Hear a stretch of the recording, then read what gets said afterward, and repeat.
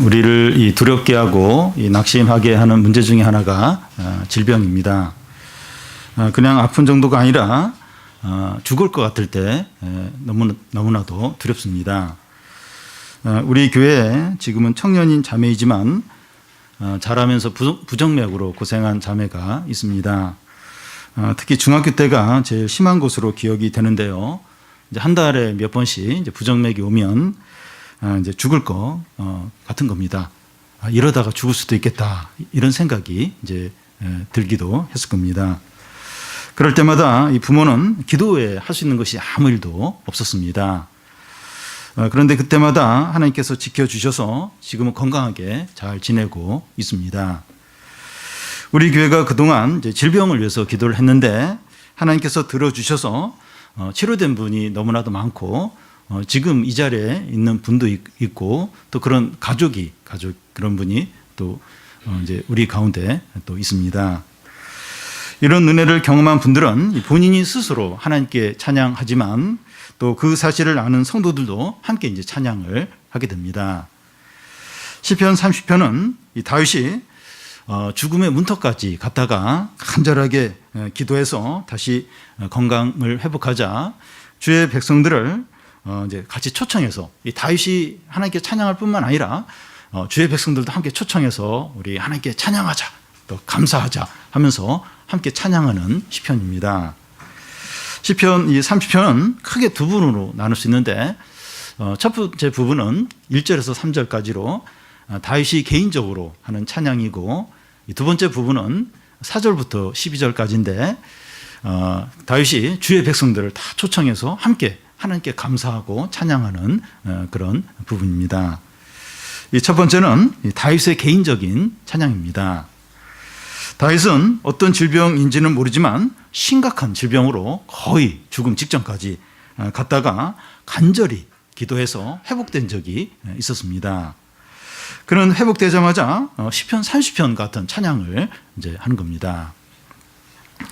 1절에서 이제 3절까지 우리 같이 한번 읽어보겠습니다.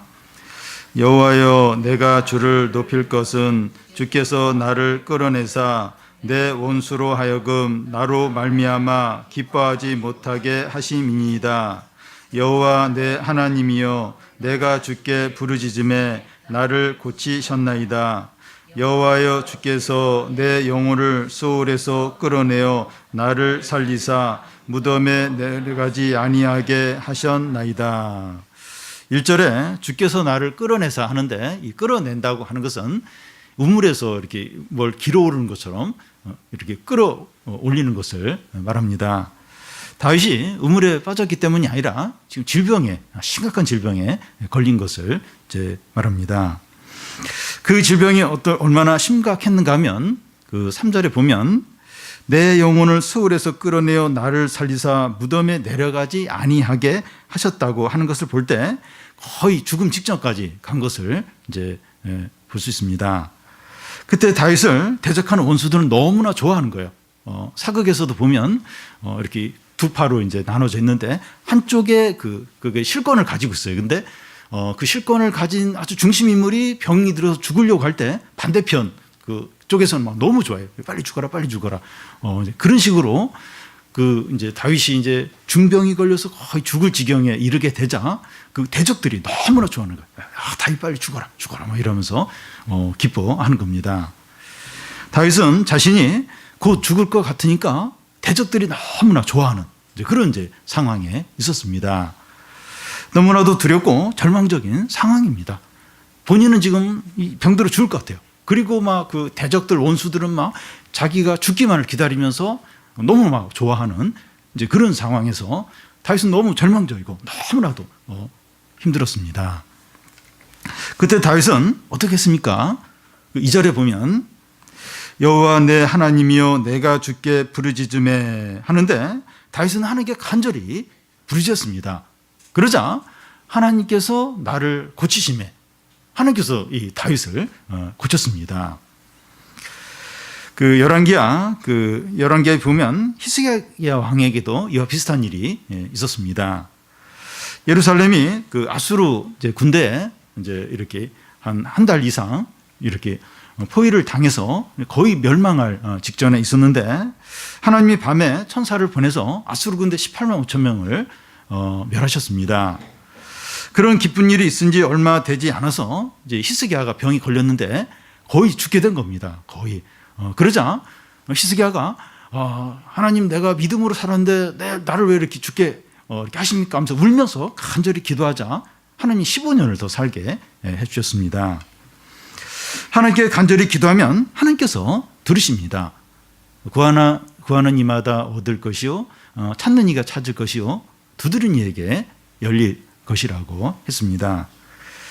기도 응답을 확신하고 간절히 기도하는 자에게 하나님 아버지께서 좋은 것으로 응답해 주십니다.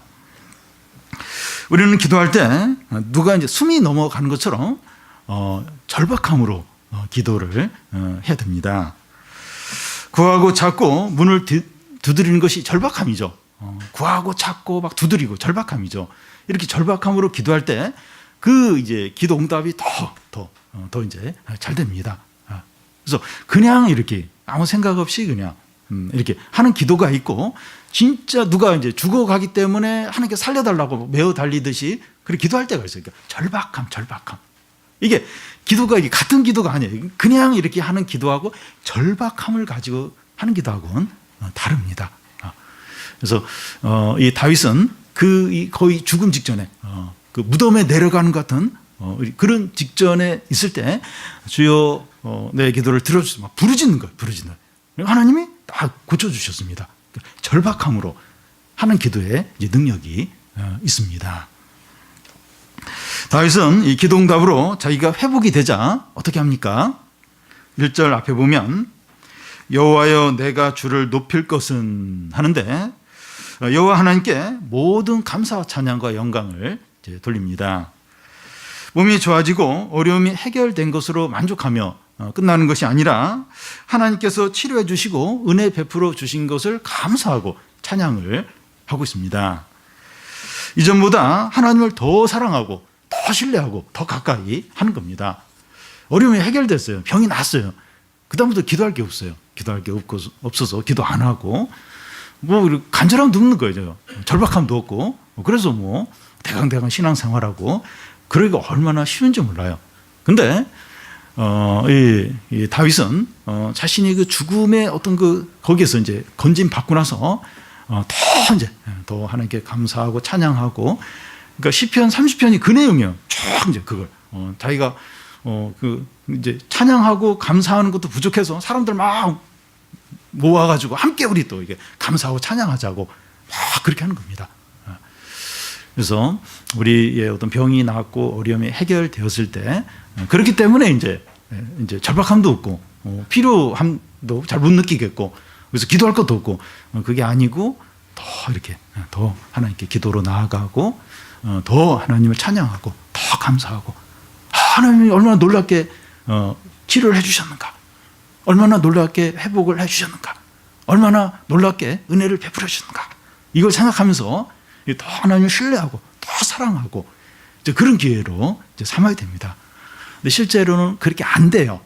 그렇게 안 됩니다. 그렇게 안 해요. 그때 잠시만 막 반짝했다가 금방 그냥 예전보다 더 신앙이 약해지는 그렇게 되기가 쉬운데 우리가 좀 그렇게 하지 않는 겁니다. 하나님이 더 선물을 주셨으니까 더 좀 이전보다 더 사랑하고 더 신뢰하고 더 하나님께 더 기도하고 그렇게 해야 합니다. 다윗은 자기 혼자 찬양하는 것을 부족하게 여기면서 이제 주의 백성들과 함께 찬양을 합니다. 우리에게 기도 응답이나 감사한 일이 있을 때 공동체에 와서 이제 함께 나누게 되는데 그러면 다 감사해요. 다 찬양하고 다 이제 기뻐하게 됩니다. 이제 그런 것과 같은 거예요. 그래서 지금 다윗이 지금 그렇게 하고 있습니다. 그 내용이 이제 4절부터 12절까지인데 먼저 4절, 5절을 우리 같이 한번 읽어보겠습니다. 주의 성도들아 여호와를 찬송하며 주의 거룩함을 기뻐하며 기억하며 감사하라. 주의 노임은 잠깐이요 그의 은총은 평생이로다. 저녁에는 울음이 깃들지라도 아침에는 기쁨이 오리이다. 제가 오늘 왜 이렇게 더듬는지 모르겠습니다. 한글을 잘 못 읽은 것 같아요. 우리 다시 한번, 이게 참 좋은 건데 저 때문에 이게 막 헷갈렸습니다. 다시 우리 4절 5절 같이 한번 읽어보겠습니다. 주의 성도들아 여호와를 찬송하며 그의 거룩함을 기억하며 감사하라. 그의 노여움은 잠깐이요 그의 은총은 평생이로다. 저녁에는 울음이 깃들지라도 아침에는 기쁨이 오리로다. 슬픔을 나누면 반으로 줄고 기쁨을 나누면 배가 된다고 하는데, 하나님을 찬양하는 일은 더더욱 그러합니다. 그래서 다윗은 주의 성도들아 여호와를 찬송하라 하면서 다 이렇게 모아가지고 함께 이제 하나님을 이제 찬양합니다. 성도들이 하나님을 찬양하고 감사하는 해야 하는 이유가 무엇입니까? 지금 이렇게 막 지금 주님을 찬양하고 감사하자고 하는데 그 이유가 뭡니까? 바로 이제 이야기를 했는데, 그의 노염은 잠깐이요 그의 은총은 평생이로다. 저녁에는 울음이 깃들지라도 아침에는 기쁨이 오기 때문입니다. 이 말씀을 외워서 항상 이렇게 기억을 하면 좋겠습니다. 이 말씀 너무 참 이렇게 은혜스러운 말씀인데, 그의 노염은 잠깐이요 그의 은총은 평생이로다. 그런데 어떤 분에게는 이 말씀이 반대다 이렇게 생각하는 분도 있을 겁니다. 그의 은총은 잠깐이고 그의 노염은 평생이로다 이렇게 반대로 생각하는 분이 있을 겁니다. 빚 문제로 오래 고생을 하거나 질병 문제로 오래 이제 그 고통 가운데 있는 분들은 은총은 잠깐이고 노염이 평생이다 이런 생각이 들 수 있습니다. 그런데 이런 어려움이 없는 성도들도 이제 이 말씀을 그렇게 이제 생각을 이제 할 수가 있는데요. 은총은 잠깐이고 노염이 평생이다. 그러니까 뭐 이렇게 빚 문제나 이 질병의 고통으로 이제 그렇게 고생하지 않더라도 이 노염이 평생이고 은총은 잠깐이다. 이렇게 이제 내 인생을 보니까 그런 것 같다. 그렇게 생각하는 분이 있을 겁니다. 그 이유는 이 하나님의 은혜에 너무 둔감하기 때문입니다. 돼지에게 진주를 주면 짓밟아 버리는 것처럼 우리가 영적으로 얻을 때가 많기 때문에 하나님의 은혜에 대해서 감사를 모르는 거예요. 그냥 흘려버릴 때가 많다는 겁니다. 그러니까 큰 어려움과 또 너무 이제 고통스러운 가운데 시달리는 사람은 이렇게 이 노염이 평생이고 그냥 은총은 그냥 잠시다 이렇게 생각을 하는데, 이런 큰 어려움이 없더라도 영적으로 둔감하면 하나님의 은혜가 없다고 여긴다는 거예요. 하나님의 은혜가 있는데도 그걸 은혜로 여기지 못하고 그냥 항상 불평만 하고 원망만 하고 그러면서 그냥 노여움이 평생이고 은총은 그냥 잠깐이다 이렇게 생각을 한다는 겁니다. 그런데 이 그의 노여움은 잠깐이고 그의 은총은 평생이다 하는 말씀의 의미는 그 영원한 삶에 비추어 볼 때 이제 진정으로 이제 그렇다는 겁니다. 성도는 이 세상의 삶이 전부가 아니라 영원한 삶을 바라보는 자들입니다. 그러니까 신자와 불신자의 차이 중에 그 하나가, 불신자는 이 세상이 전부예요. 그냥 죽으면 끝이라고 생각을 합니다. 그래서 여기서 다 이뤄야 돼요. 다 즐겨야 돼요. 근데 성도는 이 세상이 전부가 아니라 영원한 삶이 있는 것을 생각하고 바라보는 자입니다.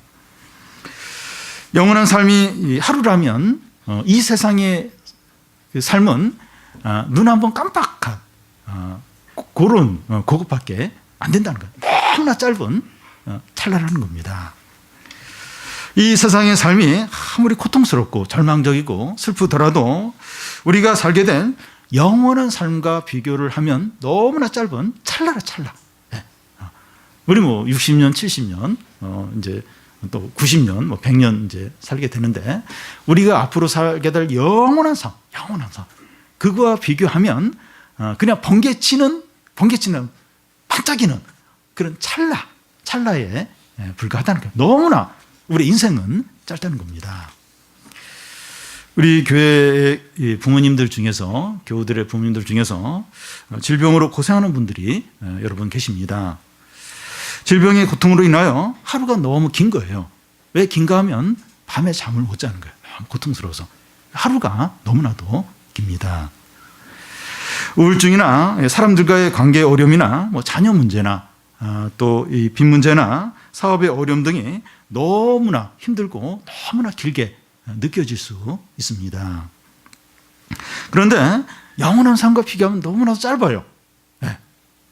지금 인생을 보면 그게 이 고통이 너무 긴데, 그러니까 영원한 삶, 우리가 살게 될 그 영원한 삶과 그 현재 이 고통을 비교하면 너무나 짧다. 너무 한 찰나 눈 한번 깜빡일 그 정도로 너무나 짧은 순간이라는 겁니다.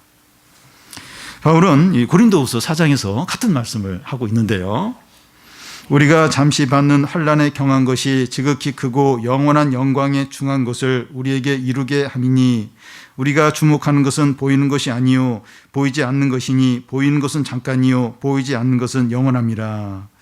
우리가 지금 이 받는 이 고난이 아무리 힘들고 어렵고 또 길게 느껴지더라도 우리가 앞으로 받게 될 영원한 영광에 비교하면 너무나도 작은 거라, 너무 가볍고 짧다는 거예요.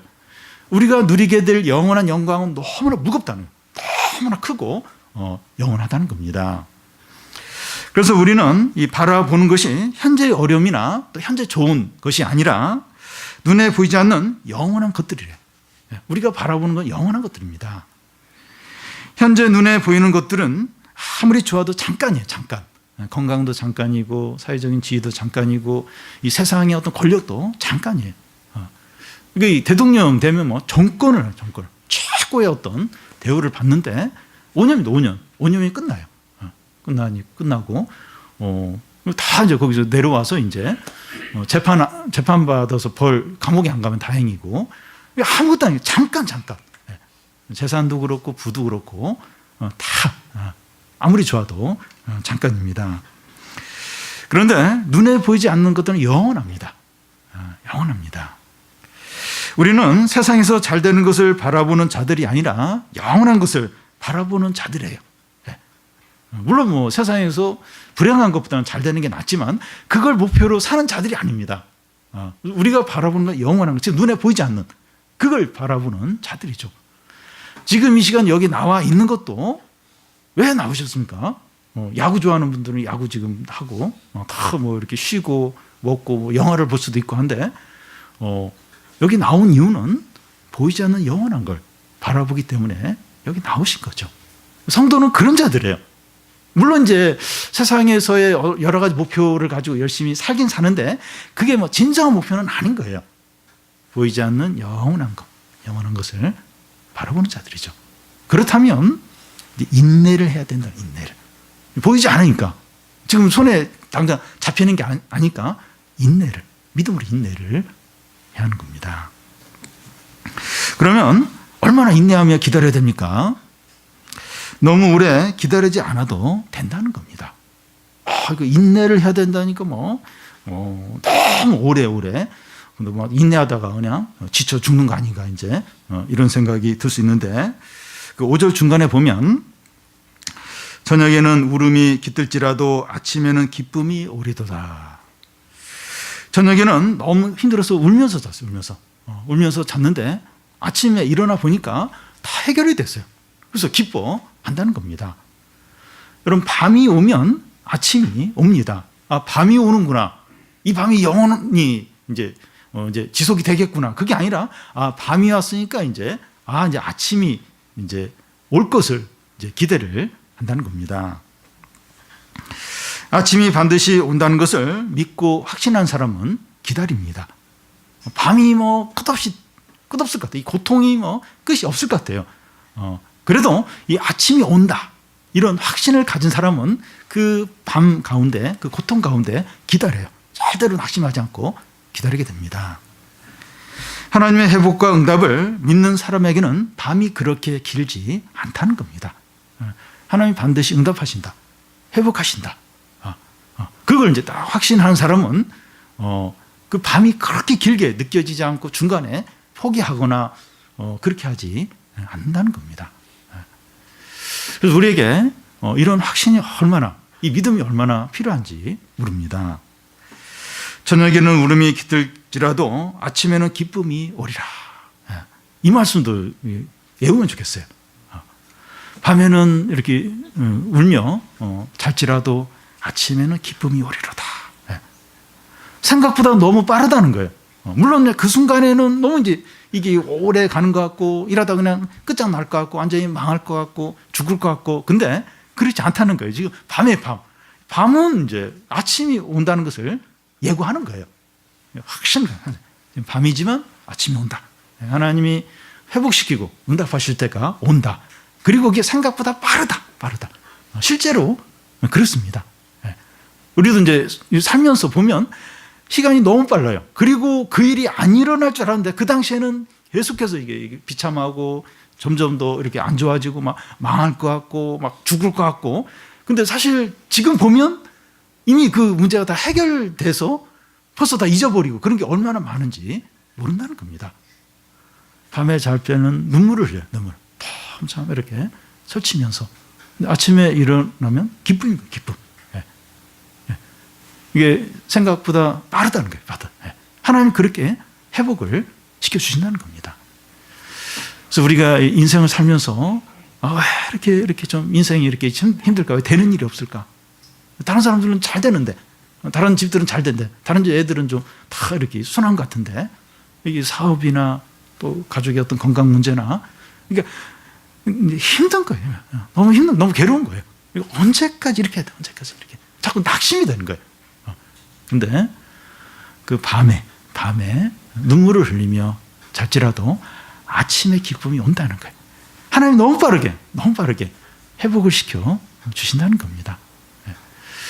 이 노염은 잠깐이고 은총이 평생이라는 겁니다. 우리는 항상 영원한 삶을 생각을 해야 돼요. 우리에게 이제 고난과 어려움이 유익한 이유가 힘드니까 영원한 삶을 생각하지 않을 수가 없어요. 주님 빨리 오셨으면 좋겠다. 그런데 뭐 지금 너무 행복하고 부족함이 없으면 별로 이제 그런 게 생각이 없죠. 그러나 영원한 삶의 기대가 없죠. 이제 힘드니까, 죽겠으니까, 이 세상에 재미가 하나도 없으니까, 너무 힘드니까 빨리 좀 하나님 나라가 임하고 빨리 이 천국을 누리고 싶죠. 거기에 비교하면 지금의 이 고통과 고난과 어려움은 잠깐 얼마든지 참을 수 있는 거예요. 그래서 이 군인들 중에서 그런 얘기를 하는데, 거꾸로 매달아 놔도 이제 이 국방부 시계는 간다. 그러니까 조금만 견뎌도 이제 그 제대하면 끝이다. 제대 곧 온다. 그 정도로 좀 힘들어도 시간은 지금 계속 가고 있는 거예요. 가고 있고 생각보다 너무나 빨리 그때가 이제 찾아온다는 겁니다. 주의 성도들아, 여호와를 찬송하며 그의 거룩함을 기억하며 감사하라. 여호와를 찬송하고, 이러기 때문에 어떤 형편에서든지 찬송하고 주의 이름의 거룩함을 기억하며 감사라는 거예요. 감사하면서, 왜냐하면 속히 그 아침에 기쁨이 찾아오고 또 이 은총이 영원하기 때문에 평생 훨씬 더 영원히 길기 때문에 여호와를 찬송하고 감사를 드리는 겁니다. 다윗은 자기가 교만해졌을 때 하나님께서 어떻게 하셨는가 하는 것을 말하고 있습니다. 6절과 7절인데요. 우리 같이 한번 읽어보겠습니다. 내가 형통할 때 말하기를 영원히 흔들리지 아니하리라 하였도다. 여호와여, 주의 은혜로 나를 산같이 굳게 세우셨더니 주의 얼굴을 가리심에 내가 근심하였나이다. 6절 앞에 내가 형통할 때 하는 것은 이 다윗의 나라가 평안하고 번영한 것을 말합니다. 그때 다윗이 말하기를 내 나라가 영원히 흔들리지 않겠다, 이제 이런 말을 합니다. 하나님이 이런 나라의 안정과 평안을 주셨어요. 그럼 하나님께 감사하고 찬양해야 되는데 내 나라가 영원히 흔들리지 않는다, 이렇게 막 자랑을 하는 겁니다. 그가 어디를 가든지 승승장구하는 거예요. 어디랑 싸우든지 계속 이기고, 그렇게 이제 다윗이 이제 번영을 하니까 대적들이나 몰락을 다 해버렸습니다. 다윗은 나라의 안정과 번영을 자기의 공로와 자랑으로 다 돌리고 있습니다. 그때 다윗이 이제 어떤 죄를 짓는가 하면, 그 백성들과 이제 신하들이 다 전쟁터로 싸우러 갔어요. 그런데 다윗 혼자 그 왕궁의 그 지붕을 거닐면서 바세바가 목욕하는 걸 보면서 이제 간음죄 가지게 됩니다. 다윗의 이런 범죄가 그가 교만해진 것과 관련이 돼 있어요. 그 성경에 보면 그런 내용이 나와요. 계속 승승장구하고 막 그런 가운데서 다윗이 이제 이 범죄를 이제 하게 됩니다. 히스기야 왕도 비슷한 일이 있었는데 그가 죽을 병에 걸려서 죽게 되었을 때 그 하나님께 좀 간절히 기도를 해요. 그래서 하나님이 15년을 더 살게 해 주셨습니다. 그 히스기야가 이제 건강이 회복된 후에 한 일이 뭔가 하면 바벨론 사신들이 이렇게 왔는데 그 바벨론 사신들에게 그 나라에 있는 왕궁에 있는 모든 좋은 걸 다 보여줘요. 자랑을 합니다. 자기 자랑을. 하나님께 영광을 돌리고 막 그래야 되는데 자기 자랑을 해요. 내가 이 나라가 또 내가 어떤가 이걸 막 자랑을 합니다. 나중에 바벨론에 다 빼앗겨. 유다에 있는 모든 보물들 다 이제 성전에 있는 모든 보물들 다 빼앗기게 됩니다. 여러분, 어려움이 지나가고 풍요와 성공과 안정이 찾아왔을 때 그 성공에 가려서 하나님이 보이지 않게 됩니다. 기도를 하지 않아요. 기도를 하지 않고 또 말씀대로 살지도 않고 하나님을 가까이 하지도 않습니다. 번영과 안정과 풍요와 성공이 찾아오자 기도도 하지 않고 말씀대로 살지도 않고 하나님을 가까이 하지 않는 거예요. 그 성공이, 그 풍요가 하나님을 가려서 하나님 안 보이는 거예요.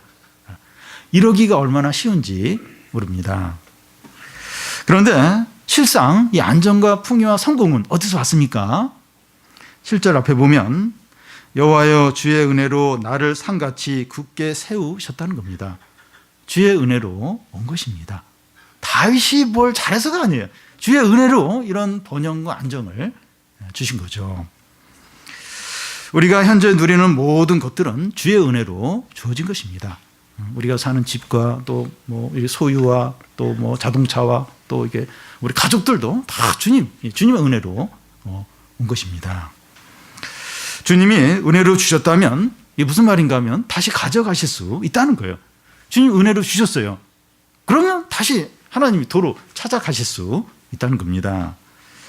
하나님의 은혜에 감사하지 않고 교만하면 다시 가져가십니다. 교만하면 가져가세요. 이게 은혜로 준데 은혜인지 몰라요. 자기가 잘나서 이런 걸 가진 줄 아는 거예요.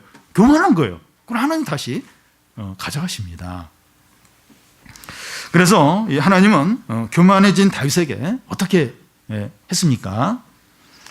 7절 중간에 보면 주의 얼굴을 가리심에 내가 근심하였나이다. 주의 얼굴을 가린다고 하는 것은 주의 은혜를 거두어 가는 것을 의미합니다.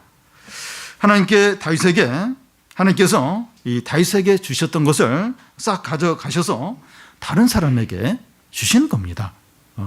주님이 은혜로 주셨던 다윗에게 주셨던 이런 선물도 좋은 것들, 그래서 이제 다른 사람에게 이제 주는 겁니다.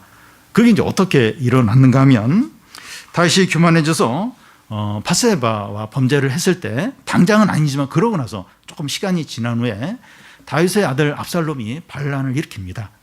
반란을 일으켜서 이제 다윗이 이제 모든 걸 다 놔두고 도망을 쳐야 했습니다. 다윗의 후궁들도 그의 아들 압살롬이 다 취하고 또 이 다윗이 소유했던 그 모든 걸 압살롬이 다 차지하게 됩니다.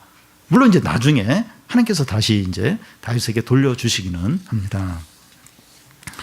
사람들은 현재 좋은 상황이 계속 될 줄로 생각을 해요. 지금 상황이 좋으면 이게 언제까지나 계속 좋을 줄로 생각을 하고 자기 소유가 영원할 줄로 압니다. 지금 이 자리 또 이 소유한 것들 영원히 자기가 계속 소유할 줄로 생각을 합니다. 요즘 뭐 많이 지금 욕을 먹는 우리 그 대기업, 우리 가족의 갑질, 어떻게 그렇게 할 수 있을까? 그러니까 자신의 어떤 지위와 이런 그 뭐 영원히 지속이 될 줄로 생각을 하고 아무도 이걸 건들지 못 건드린다고 그렇게 생각을 한 겁니다. 지금 뭐 다 모든 게 드러나면서 하여튼 이 나라에서 더 이상 살지 못할 정도로 그렇게 수치를 당하고 있고 또 이렇게 법적인 그런 그걸 또 수사를 받고 있는데 사람들은 이 지금 좋으면 이게 영원히 좋고 또 자신의 소유가 영원히 지속될 줄로 이제 생각을 한다는 겁니다. 그래서 하나님도 찾지 않고 하나님도 의지하지 않습니다. 성도인 우리가 그렇게 하기가 쉽다는 겁니다. 다윗이 그렇게 얘기를 하고 교만해졌던 것처럼 우리가 그러기가 쉽습니다.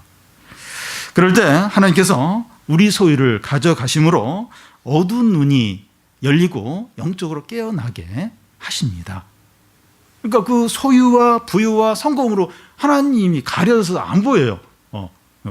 그러니까 하나님이 그 소유를 가져가면 그때서야 어두운 눈이 열려요. 영적으로 깨어나게 된다는 겁니다. 그때서야 정신을 차리게 됩니다. 우리도 그런 적이 얼마나 많습니까? 우리가 소중하게 여기는 거 딱 한번 건드리고 한번 비틀고 가져가고 문제가 생기게 하고 그러면 바로 이제 하나님 앞에 엎드리죠. 바로 정신을 차리고 좀 겸손해지고, 그래도 이제 정신을 못 차리면 더 가져가시죠. 더 가져가시고 더 힘들게 하시고 그러면 또 이제 또 정신을 차리기도 하고. 그래서 우리가 영적으로 깨어나고 어두운 눈이 열리는데 이 소유를 가져가시는 것만큼 효과적인 게 없는 거예요. 중요한 걸 한번 건드리고 한번 비틀어버리고 흔들어버리고 이것만큼 영적으로 깨어나는데 좋은 게 없는 겁니다. 그래서 이 성도들에게 고난이 없을 수가 없는 거예요. 왜 이 성도에게 고난을, 그것 때문에 이제 계속 긴장하게 되고 영적으로 깨어있게 되고 겸손해지는 것이죠. 이게 없으면, 고난과 어려움이 없으면 다 눈에 가려가지고 100명 중에서 99명은 다 하나님 안 찾고 하나님 의지하지 않고 그렇게 기도를 간절하게 하던 사람 기도를 안 해요. 형식적으로 해요. 성경도 그냥 형식적으로 이제 한다는 겁니다. 그래서 하나님이 그 영적인 눈이 열리고 깨어나도록 이제 고난과 어려움을 이제 주신다는 겁니다. 하나님께서 이 다윗의 소유를 빼앗아 가시자 그가 어떻게 합니까? 8절에서 10절까지 같이 한번 읽겠습니다. 여호와여, 내가 주께 부르짖고 여호와께 간구하기를 내가 무덤에 내려갈 때 나의 피가 무슨 유익이 있으리요? 진토가 어떻게 주를 찬송하며 주의 진리를 선포하리이까? 여호와여, 들으시고 내게 은혜를 베푸소서. 여호와여, 나를 돕는 자가 되소서 하였나이다. 하나님께서 다윗의 소중한 것을 가져가시고 어려움을 주시자 이제 기도가 나오기 시작합니다. 앞에서는 딱 그러죠. 영적으로 깨어났어요. 근데 여기서는 또 이제 드디어 이제 기도가, 간절한 기도가 이제 나옵니다. 여호와여, 내가 주께 부르짖고 여호와께 간구를 하는 겁니다. 사람은 죄인이기 때문에 어쩔 수 없어요. 어쩔 수 없습니다. 저도 제 자신을 볼 때 참 어쩔 수 없다 이런 생각이 들어요. 이렇게 어려움을 주고 또 이렇게 자신의 소중한 걸 건드려야 그래야 이제 겸손해집니다. 그러면서 그때부터 이제 간절하게 절박함을 가지고 기도하게 됩니다. 그런데 하나님께서 주시는 어려움을 만만히 보면 안 됩니다. 이러다가 어려움 한번 당하지 절대로 이게 만만하지 않습니다. 다시 기도하는 것을 보면 죽음의 위기에서 건져달라고 기도를 이렇게 합니다. 내가 무덤에 내려갈 때 나의 피가 무슨 유익이 있으리요? 진토가 어떻게 주를 찬송하며 주의 진리를 선포하리이까? 내가 무덤에 내려갈 때 나의 피가 무슨 유익이 있으리요? 하나님께서 나를 죽여서 내 피를 받으시면 그게 무슨 유익이 있겠습니까? 그러니까 지금 이 어려움이 보통 어려움이 아닌 겁니다.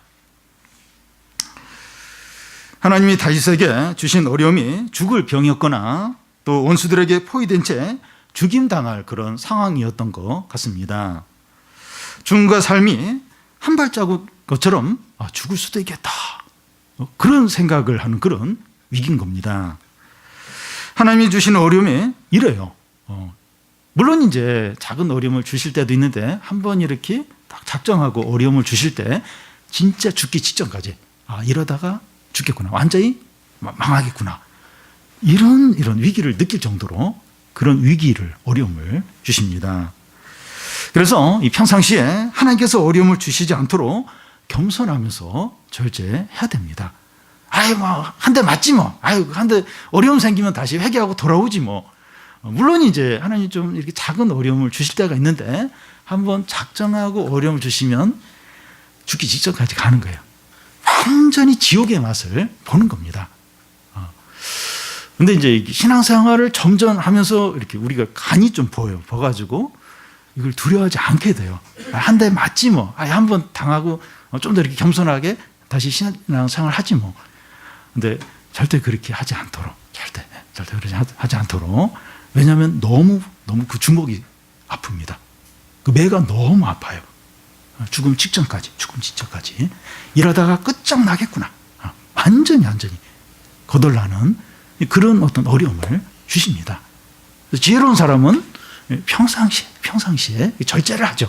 절제를 하고 어떤 선을 넘지 않도록 하고 조금 이렇게 방황하고 욕심으로 행하고 조금 이제 하나님 앞에 교만하다가 이러면 안 돼. 이러면 큰일 난다. 이러면서 바로 꼬리를 내리고 회개하고 다시 하나님께 돌아오고 그렇게 됩니다. 그런데 다윗이 이 죽음의 위기 상황에서 어떻게 이제 기도하면서 구원해 달라고 합니까? 이게 또 중요해요. 어떻게 이 죽음의 상황에서 어떻게 기도를 하면서 이렇게 구해 달라고 그렇게 하는 게 중요합니다. 내가 죽어서 진토가 되면 어떻게 주를 찬송하며 주의 진리를 선포하리까? 그러니까 주님, 저 살려주세요. 잘못했습니다. 막 이런 기도가 아니라 내가 죽어서 진토가 되면 어떻게 주를 찬송하며 주의 진리를 선포하리까? 이렇게 이제 기도를 하면서 나를 이렇게 살려달라고 이렇게 기도를 이제 한다는 겁니다. 다윗이 죽어버리면 그는 더 이상 찬양하거나 하나님 말씀을 전할 수 없다는 겁니다. 그러면서 내가 주를 찬송하고 하나님 말씀을 전할 수 있게 나를 살려달라고 이 죽음의 위기에서 건져달라고 그렇게 말하고 있습니다. 이게 무슨 말인가 하면 다윗의 사는 목적이 뭔가 더 살려고 하는데 그 사는 목적이 뭔가 주님을 찬송하고 주의 말씀을 전하기 위해서라는 겁니다. 그러니까 좀 제발 죽지 않고 좀 살려달라고 나 죽는 거 싫다고 그리고 우리 가족들을 생각해서 내가 살아야 된다고 그런 차원이 아니라 내가 주를 찬송하고 주의 말씀을 전하도록 하기 위해서 나를 살려달라고 기도하고 있다는 겁니다. 여러분, 우리가 사는 목적은 하나님을 찬양하고 하나님의 영광을 나타내는 데 있다는 겁니다. 우리가 살려고 하는 이유가 이런 목적이 되어야 합니다. 우리가 건강하려고 하고 또 공부하고 또 돈을 벌려는 이유도 하나님을 찬양하고 하나님의 영광을 나타내기 위해서 해야 한다는 겁니다.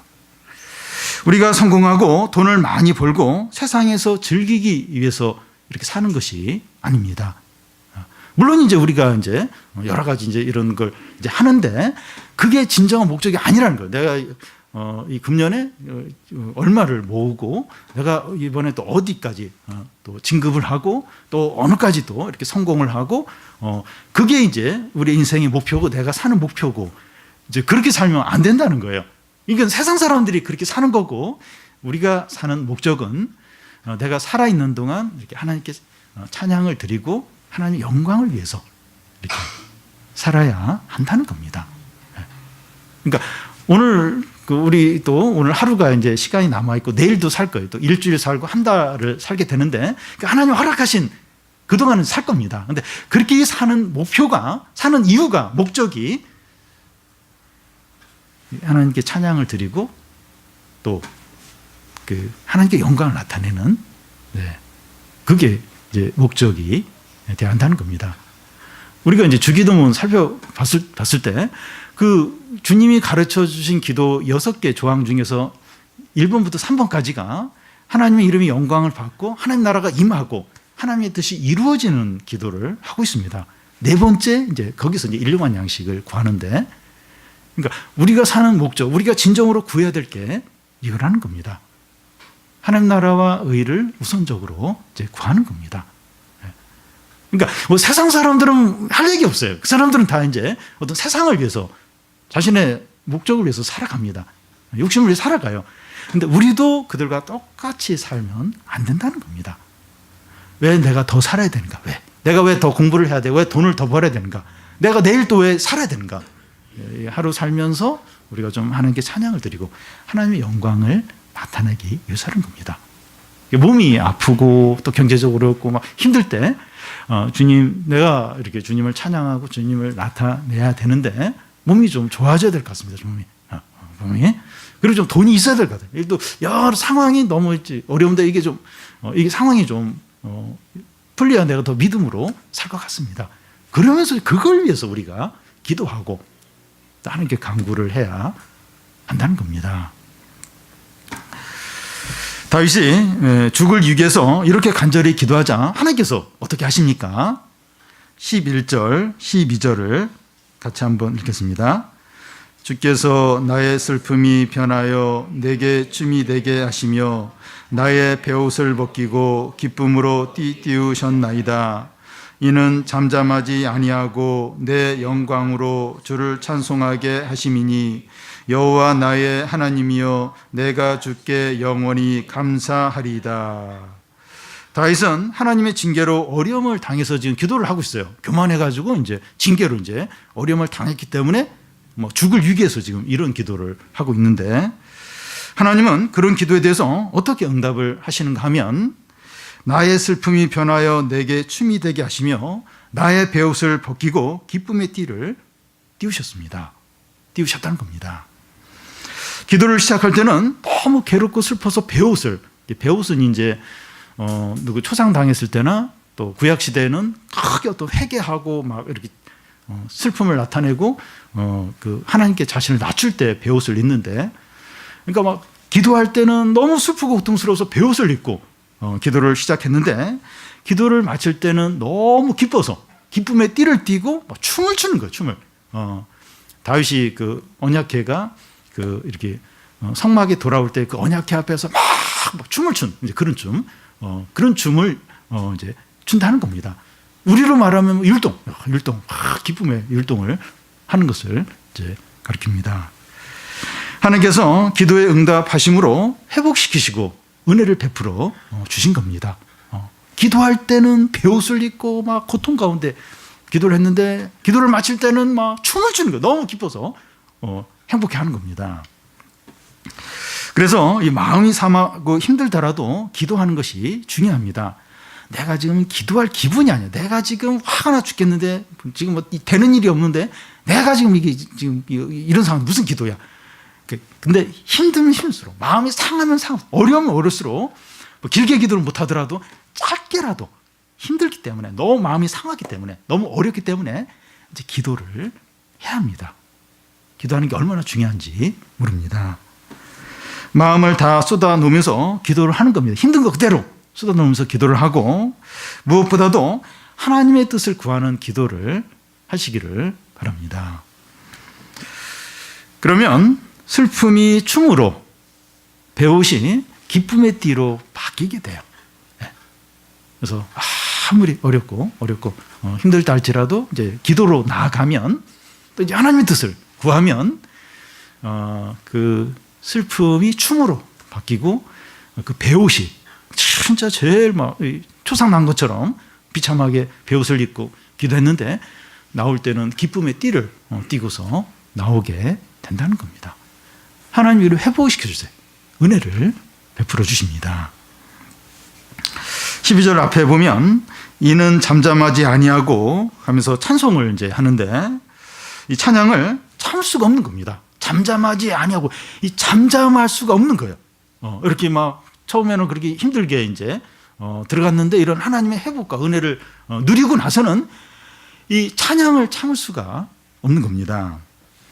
이 정욕을 참을 수 없는 것이 아니라 모든 성도는 막 이렇게 우리가 다 이제 그렇기도 하지만 뭐 정욕을 참을 수가 이게 막 근데 이게 그 영적인 상태가 안 좋을 때는 그렇죠. 막 정욕을 막 참을 수 없어가지고 어쩔 줄 모르고 막 근데 그게 아니라 이 찬양을 참을 수 없어요. 우리 은혜를 받으면 이 찬양을 안 하고는 견딜 수 없는 자기가 하기가 그러면 막 찬양을 틀어놓고 함께 막 그렇게 함께 그 찬양하고 싶은 또 성경을 읽고 싶은 예배를 드리고 싶은 막 모임에 달려가서 참여하고 싶은 그걸 참을 수가 없다는 겁니다. 찬양은 참을 수 없어 하는 찬양이 되어야 합니다. 그냥 하는 찬양, 물론 뭐 안 하는 것보다 낫겠지만, 이게 이 찬양은 이게 참을 수 없어서, 도저히 참을 수 없어서 막 이제 그런 찬양을 해야 되죠. 목소리만으로 안 되는 거예요. 이게 율동을, 우리 이렇게 그 찬양 앉아서 찬양만 할 수 없다. 우리 다 일어나서 우리 찬양하자고. 그래서 막 이제 막 율동을 하면서 이제 찬양을 이제 하는 거죠. 이제 그게 이제 진정한 찬양이죠.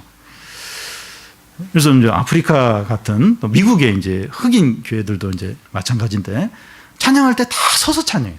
가서 1시간씩 서서 막 찬양하고 막 춤도 추고 막 그렇게 막 축제죠, 축제. 그래서 찬양은 이제 그렇게 찬양을 참을 수 없는 그런 마음으로 찬양을 해야 한다는 겁니다. 여러분, 야구장이나 축구장이나 그 아이돌 그 공연장에 보면 사람들이 다 서서 막 소리를 지르면서 춤을 춥니다. 춤을.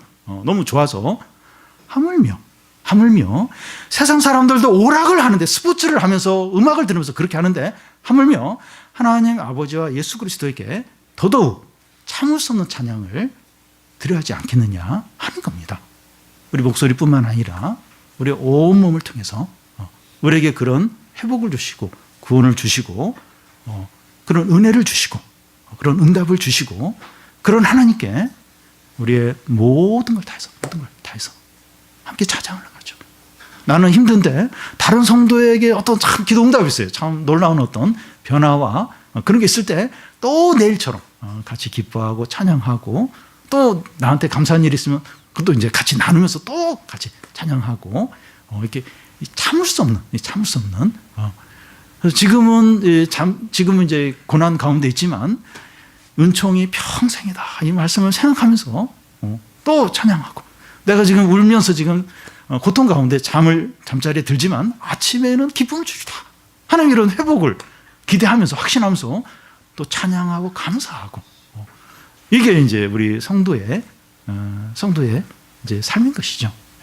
그래서 우리가 사는 목적도 이게 돈 버는 게 아니에요. 이게 여기 세상에서 안정된 삶을 사는 게 아닙니다. 물론 이제 뭐 그럴 수도 있어요. 그럼 뭐 안 그런 것보다는 낫죠.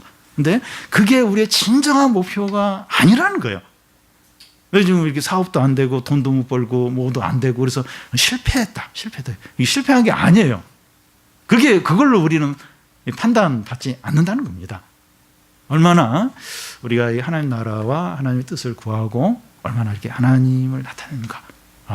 이제 그걸 위해서, 보이지 않는 것을 위해서 사는 자들이 바로 우리들이라는 겁니다.